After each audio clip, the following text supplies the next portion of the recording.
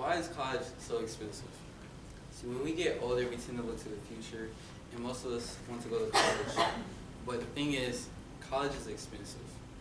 We end up paying more than we have, which leads to like student loans. And if we don't have a good paying job after college, we end up paying off student loans for almost the rest of our life. That's why I believe the cost of college should be reduced. I know people who struggle with student loans, paying it off, and it makes me unsure about going to college because people who struggle paying off student loans, it harms them financially, and which is why I want to change that. Which leads to my main points. My main points I'll be going over today are the pros of lowering the cost of college, how bad student loans can harm you in your financial life, and ways we can try to lower the cost of college. The first thing I'll talk about is the pros of lowering the cost of college. The first pro is obvious.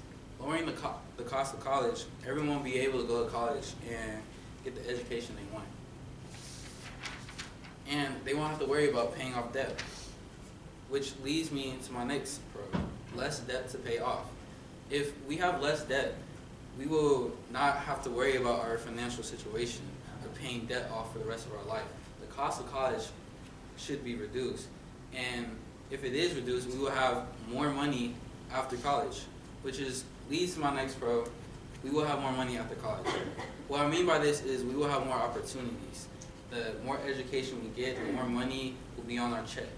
The University of People says those with bachelor's degrees earn around $50,000 a year, and graduates with masters earn around $70,000, which will help big time in paying off any student loans you might have, which leads to my next point. Student loans are the main reason people are in debt today. Student debt is one of the biggest problems in America, and about 42.8 million people suffer from student debt. Reason people are in debt is because they don't have enough money to pay for college, which causes them into taking a student loan, which leads them into being in debt to paying it back off their student loans. A website called Bankrate says paying off student loans can take anywhere to 10 to 30 years depending on the type of loan and repayment term you choose. I think no one should go through this. And any of these things is hard for people who have low-paying jobs to have to pay off their student loans for the rest of their life. If we do not want to have to pay lots of money to gain an education, we need to do something about it, which leads to my last point, what we can do to lower the cost of college. There are many ways we can get this into action. Try to get the government to start paying students, even if it's a little bit. But I was thinking maybe $500 a month or scales depending on how much you are paying for college. The government can also charge interest on can also stop charging interest on student loans or put a cap on the cost of college because it's rising every year.